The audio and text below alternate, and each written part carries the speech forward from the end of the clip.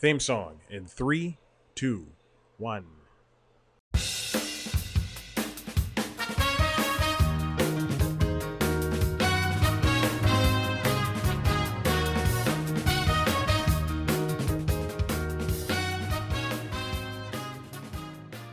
And welcome back to the Constitutionals podcast. I'm your host, Chad White. If you didn't know, this is the premier podcast for the website, cpluscomedy.com. Like I just said, it's a website. Go there. Episode 244. Here we are. It's several weeks off. too much work, apparently, for me to sit down and record this show, even though multiple times I was like, hey, maybe I should record this podcast. I even prepped for it multiple times. Now I'm having trouble putting Audition. I have this app that I use for the Mac, and it's called Magnet, and I spent $8 on it. And what it does is it shrinks your windows down to sizes. It snaps your windows magnetically to your screen desktop, like you were in a Windows platform, and it has worked. It has finally worked, but it took forever for it to snap. Here we are. 2:44. Let's get on with this because I am cooking dinner and it is in the oven. I need to pay attention to it. You may be hearing the microwave fan. You may be hearing The Simpsons in the background. I don't care. Room tone. Getting room tone. Here we go. Netflix may finally get ads. Also, Elon Musk bought Twitter today, so there's that for... I was just listening to Jimmy Kimmel on Kara Swisher's podcast, Sway, and we have the same thought. One person should not own Twitter, but then then all these people are like free speech. But man, when your free speech is about hate and racism and just no. Any Hoosers, this comes from Wall Street Journal. Netflix explores a version with ads as subscriber base shrinks. So last week we got the first quarter results for Netflix. They lost 200,000 subscribers, and they're supposedly expected to lose about 2 million more in the next quarter. There's also news that this is coming from the top of my head. I'm not reading this, I promise. There's also news that they are cracking down on password sharing, which, I mean, I guess it makes sense, but it's been when you're giving people water for so long, water's free, then why not? What I'm saying is, in my broken simile, my broken metaphor here, because it was not a like or as, and my broken metaphor is it's a little too late for cracking down on password sharing. And then what happens when you're a family and you pay for the most expensive account and you have to, which is now $20, and it's the kid who's at college, and then the young adult kid who's living with their friends, and then the two parents or three parents. It might be a throuple. I really like the shirt I'm wearing today. It's a shirt I bought at Kohl's. I used to work at Kohl's a long time ago, and I hated it so much. Also, my phone is broken. My screen broke. Something happened at the gym, and then another thing happened at the gym, and it got even worse. And Google is refusing to replace it unless I pay, even though I pay for phone, coverage or whatever, the $15 a month for this S21 Ultra. They're refusing. You have to put money down in order for them to send a phone out, or you send your phone in and be without a phone for as long as it takes them to send one out to you, which I think is insane. If I pay $15 a month plus the $70 or so for the coverage, you're sending me a phone. I don't care. What am I talking about? Oh, this shirt. I bought it when I used to work at Kohl's, and a lot of when I first got it, people were like, "Ugh, that's a dad shirt. I don't like it." Blah blah blah. But as the years have gone by, people go, "That's a nice shirt. That's a cool shirt." And I wear it and the buttons are nicely spaced, so I can just I can leave it unbuttoned all the way down to the middle of my chest. It looks great. And then I've gotten more muscular, so I fill it out even more. So here's that. All right, let's go on. So we know the numbers. They lost subscribers, and the growth is. I feel like it is plateauing, and they're blaming it a lot on the pandemic. But I don't think the pandemic really has much to do with it. People are going to watch TV regardless, and if you're the number one streamer, they're going to continue to watch you. But here we come, along with Disney Plus and Hulu, and now we have the newly combined Warner Bros. Discovery, which will see more additions of Discovery Plus content on HBO Max, and then as well as CNN. Now that CNN Plus has been wisely dismantled. May or may not have mentioned that in a meeting this morning. Not me, but it was in a meeting. Nothing bad. No one's talking anything bad. It's just discussing what's going on in the world of the Warner Bros. Discovery team. So as Netflix continues to push worldwide and continue to dominate out there, they also had to cancel or get rid of accounts in Russia because because of that over there, and then they're down in Latin America, which has lost about 400,000 subscribers, and U.S. and Canada, which is the North Americas. The company lost about 600,000, which they say is due to that recent price increase. But I would appreciate, and I don't know how sustainable this is. We know that prices are going to increase for these services. We've already seen Disney Plus, Hulu, and ESPN Plus each creep up $1. Actually, I don't think ESPN Plus was $1. Well, raised $1, but we did see the two of Disney's streaming services go up by $1 whole. And the whole joke is people going, "Oh, well, all these streaming services, I'm basically paying for cable again," which is not true because I also pay for cable. YouTube TV, same thing. And I don't know how sustainable this is, and obviously because Netflix is not operating in the green, and probably never will. And then watch into the fourth quarter this year, it's going to be Netflix is the most profitable company in the world. I wonder, if this is going to be I think a service like Apple TV Plus is a loss leader for Apple because they put in $1 billion or so into making shows and movies and acquiring things like that, and you have Netflix over here raising prices to now $20 for a 4K streaming option, as opposed to what it was 4 years ago, like $15 or $16. I wonder if this is going to be worth it in the end in order to fight, the other streamers that Netflix really opened the door for, with the exception of Hulu. Hulu was there from the beginning.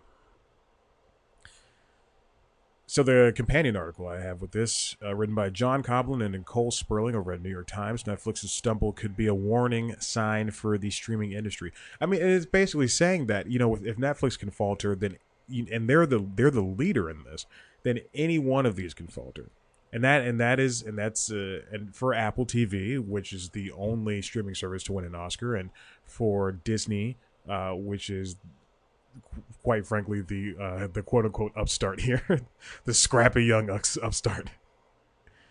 Then this could be a little bit concerning, and not now, not in the short run, but when things move along forward, especially as let's say there is, God forbid, another pandemic, and everybody and everything, people don't want to shut down again. But what if we have to shut down again, or what if it gets to a point where it's going to be difficult to operate, for Fox Broadcasting to operate Tubi, and for NBC Universal to operate Peacock.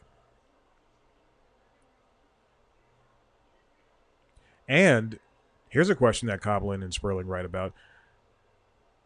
Can Netflix's original content set itself apart from everybody else's? And then they reference Apple TV Severance, and then Amazon's Lord of the Rings coming up.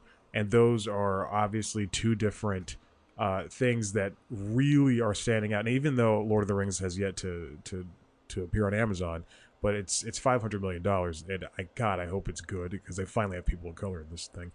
But will it, will Netflix be able to make something of itself when it comes to standing out above its neighbors? Because you know what, I don't like Star Wars, but I have been coerced by somebody to watch not Star Wars, not to watch the stupid freaking movies, to watch The Mandalorian, and I gotta say, man, it's not a bad show. It's not a bad show. But then I see, a movie like The Bubble on Netflix, and I'm a third of the way through it, and I stopped it one night, and I just never went back. And they can bring on, anime like Katara Lives at Home, which is a show I watched one episode of. It's very cute. But then I think what it really stands out is what they're doing in quite frankly, the gaming space, where they have shows like Cat Burglar, interactive shows like Cat Burglar, and then big hits like Russian Doll, which is not interactive, but it gets people talking. And I think part of their problem is, I always hear people complain, I wish streaming services would drop everything at once, so I can just binge it. I can just binge it and enjoy it. But for shows like Russian Doll, they drop and then people talk about, or Bridgerton season 2. That's supposed to be the biggest show of all time. They drop it, people talk about it, and then they just move on. And yeah, people can 4 weeks later, a month later, people can write their little what is it called, think pieces about the show they love so much. But in the long run, people were talking about Severance for 2 straight months because because Apple TV dropped 2 episodes at once, and then they continued up with the rest of the season. I'm still thinking about Severance. I'm still thinking about the finale. And I watched it the day of. But then the counterpoint to that is you can get stuck behind it. You can forget about a show, which I did with Severance. And I was like 3 weeks behind on that show. For Netflix, I just think it takes, slow down with the content spending, slow down with buying, acquiring shows that aren't yours, slow down with just greenlighting every little thing. Because with Apple TV and even with this, Disney Plus, those are 2 different services that don't have a lot on them, but I kind of know what I'm going to watch when I go there. All right, I'm going to watch Severance, okay? I'm going to tough my way through Central Park. It's not a good show. Okay. I'm going to watch The Mandalorian. I'm going to tolerate an episode of The Bad Batch. I'm just kidding. The Bad Batch is great. Maybe I would like Star Wars. I mean, if the fans weren't so racist. And so if it's true. And that's just my thoughts on Netflix. Nobody was asking, and nobody cares really. They're going to continue to dominate when it all comes down to it. I even opened up Netflix here on my web browser and did not comment on it. All right, let's see what is next. BuzzFeed. Oh, this is a story from weeks ago, but I'm still going to do it. This comes from Deadline, written by Jill Goldsmith and Ted Johnson. BuzzFeed scaling back in news as several editors depart and some layoffs are planned. So we knew this was going to come. BuzzFeed's SPAC did not do very hot, and the Jonah Peretti, founder and CEO of BuzzFeed, has said that they're going to downsize, and this comes after the union talks, I believe. Companion article written by Antoinette Sue. BuzzFeed News Union vows to fight job cuts. We won't stand for it. Over at The Wrap, the pro version of The Wrap. But I'm reading it. BuzzFeed Union is going to fight this as well. It's been a tough year for BuzzFeed. They launched this SPAC. First, they launched the SPAC after they failed to do it the first time. And they had a little bit of a revenue boost, but it just wasn't enough in order to, and I don't want to say save this company, but put this company into a position where it doesn't need to do any type of downsizing. Shares closed at $5 back in March, late March, up more than 6%. The 52-week high was 15. BuzzFeed is a little bit of an enigma. I don't think that it is it is. I know I've commented on this before. It's a place where they try to do real news and put it alongside listicles and things of that nature, and it doesn't work. And they need to. I think they should. What they should have done before launching that SPAC was spin off the news portion into something of its own and really rename it. I think Vice should have done the same thing. Is spin off the news portion, something, and it can still be related to BuzzFeed. It could be Buzz News or the feed, something to separate yourself from, so that investors can take that portion more seriously. But if you also look at the New York Times, they've been listed on the Nasdaq, and they've been listed for decades, and they've never performed well. They've basically launched and then flatlined, which is somewhat good, somewhat bad. And I know this as someone who has stock inside the New York Times. I pay for stock. I pay for the subscription. Baby, I'm all in. There's going to be job cuts. The union will stand up against it. BuzzFeed has won so many awards, including a Pulitzer. And now people are just being or like given like cash to essentially leave their jobs. This comes after last year, after HuffPost acquired the company and cut 70 staffers in U.S. and Canada. And those cuts were supposed to, quote, manage costs and cut losses at HuffPost. So there we go. Speaking of CNN Plus, speaking of news, CNN Plus shutting down. It's been less than a month. Those people, everybody that they hired on, are basically jockeying for positions over at regular old CNN. Again, I don't think this should have happened in the first place. And I understand what they were getting at. I don't know if this came from Stanky or from the CEO of CNN at the time, Jeff. Is that his name? CEO Jeff. Oh God, I feel so bad. CEO. What is his name? Jeff Zucker. Yes. I don't know if this came from him at the time. I don't know. I actually, you know what? I don't even know the minds behind it. I do think it was a bad idea. They were obviously trying to fight Fox News, Fox Nation. Fox News is Fox Nation streaming service. That is a very popular streaming service. But again, that is a far-right streaming service. That's a bunch of racists looking to supplement their racist ideals.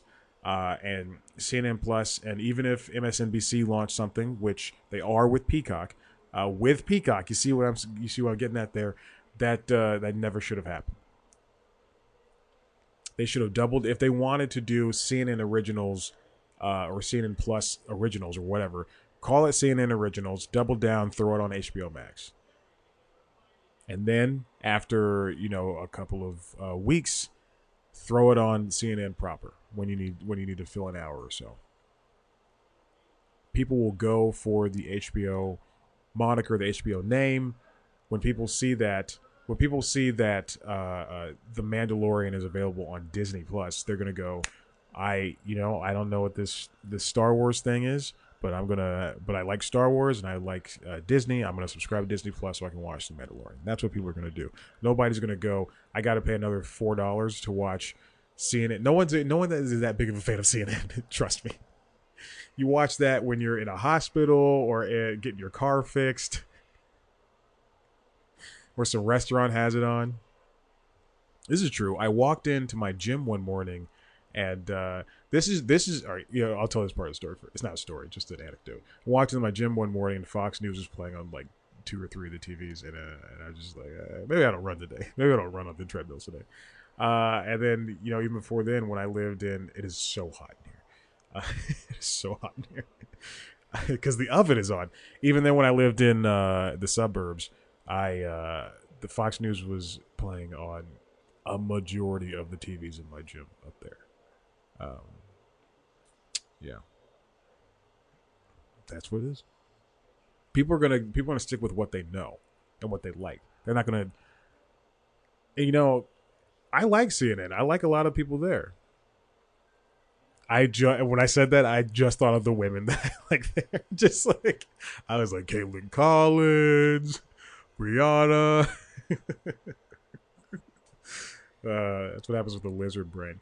But I like a lot of people at CNN and what Peacock is doing, what MSNBC is doing is they're getting and today Section and NBC News. So they're taking all three of those and just launching live channels on Peacock, and so we're going to be able to have MSNBC branded shows on Peacock. You're going to have exclusive shows for Peacock, and I can assume that they're going to have those people do a lot of cross promotion on MSNBC proper. So we're going to have people like Chris, but now for CNN Plus, we're going to have people like Chris Wallace and Audie Cornish and everybody who had a show on CNN Plus is I would hope that they, with these big names, move them over to CNN regular. And maybe not everybody needs a 2-hour show.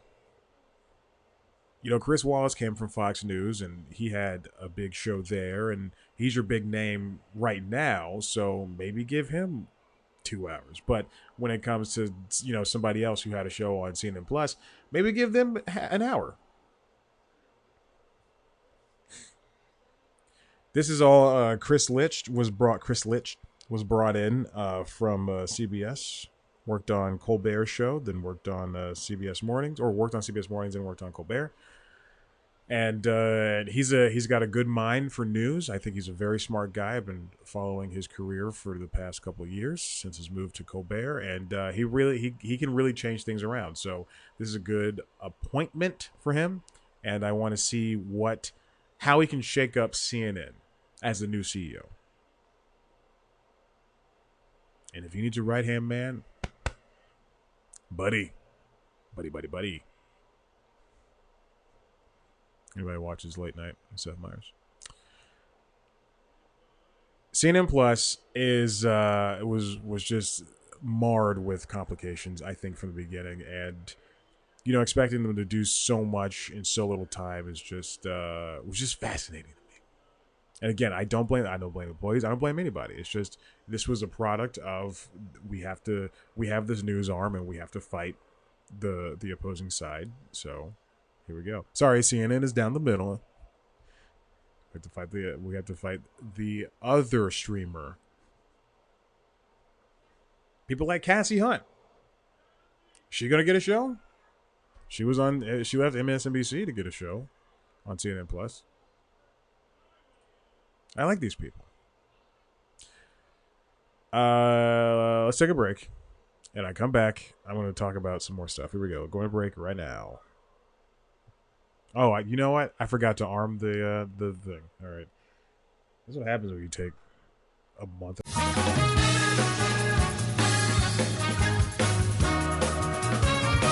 Welcome back to the show. Here we are, final part of this episode.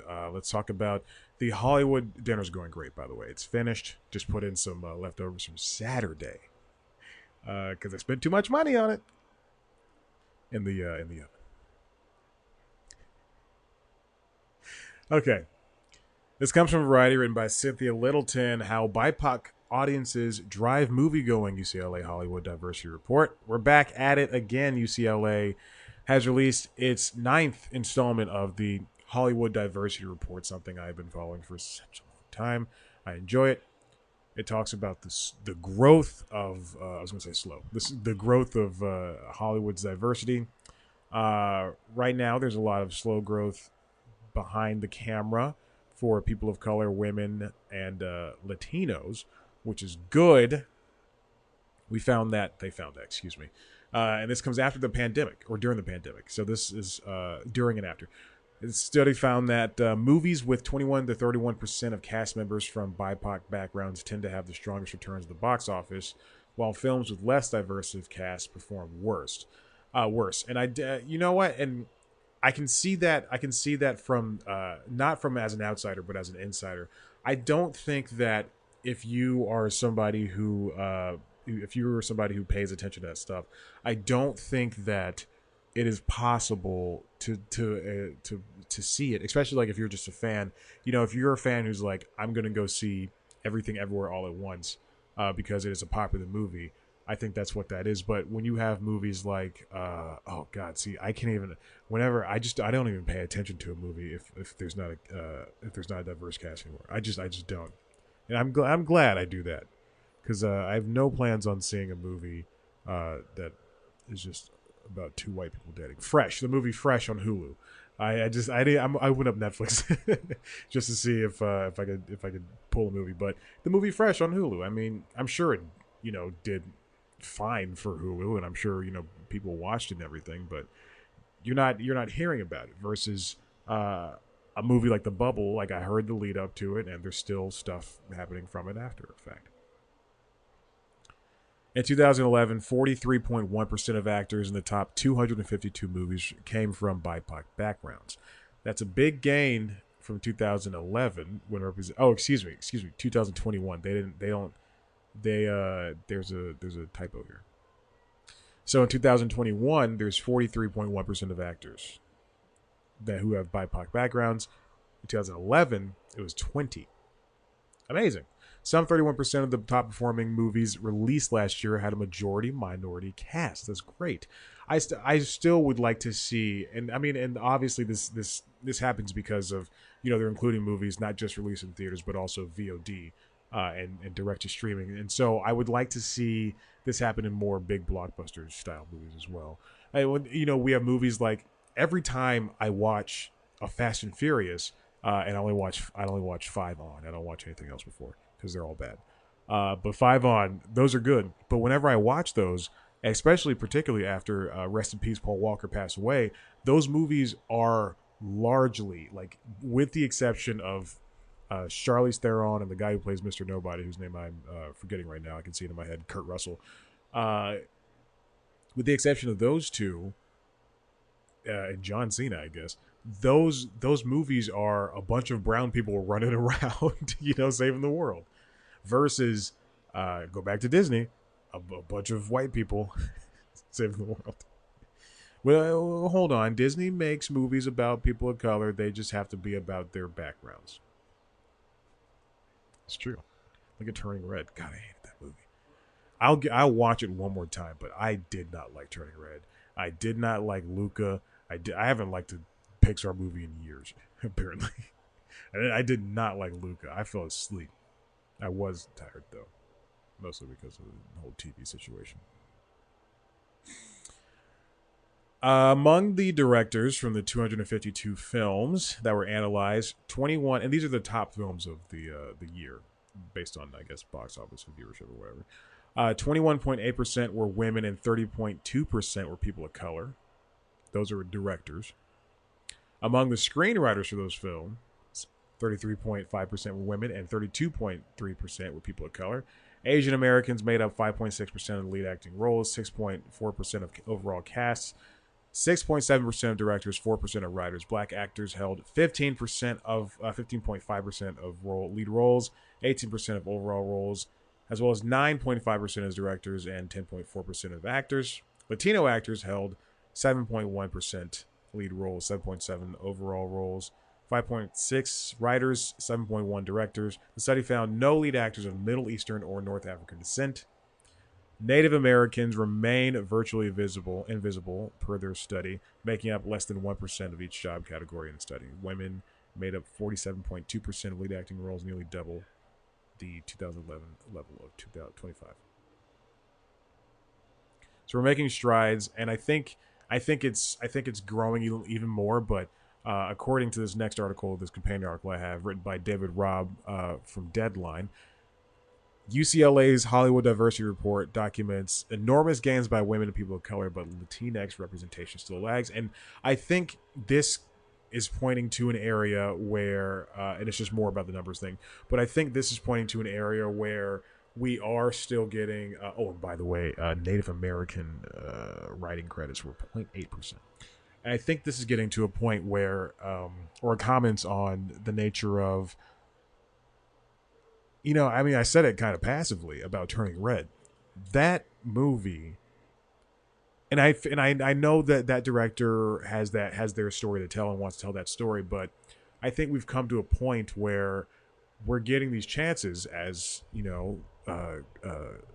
people of color who are in the industry to able to tell different stories, and there's always the reverting back to I got to tell a story about a background and my racial background, and it's got to be about that, which I mean is unfortunate. Where I know people are going to disagree with me with, but it's quite frankly I don't give a hoot.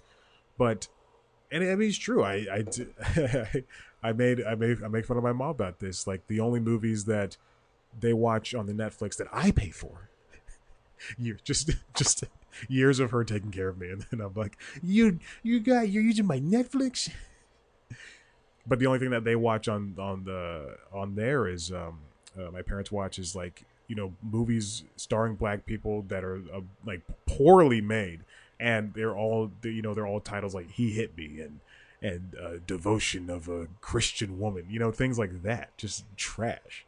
And we the colored folk should be able to make an Avengers movie that doesn't have to deal a superhero movie that doesn't have to deal with being set in Africa. I'm just saying. I want to make more Fast and Furious. That's why I like that. That's why I champion those movies. Yeah, they're stupid, but they work. And something I want to touch on really quickly. This comes from Variety, written by KJ Yasmin and Minori Ravindran. And then if you look at a movie like the new Top Gun Maverick, that is such a diverse cast. You got Jay Ellis, that handsome SOB, John Hamm, others, the rest. Now our blockbusters are getting a little bit more diverse. Now this comes from Variety. Inside the BBC staff exodus, women of color are exhausted from fighting a broken system. And this is a very good piece that came out several weeks ago talking about how BBC has had its own share of issues when it comes to women of color not getting their voices heard at the British Broadcasting Corporation. As of March 2021, Black, Asian, and minority staff accounted for 15.9% of all BBC workers and 12.6% of leadership, which is interesting because like I watch BBC News Report, Nightly News or whatever that is called, from time to time, and I see it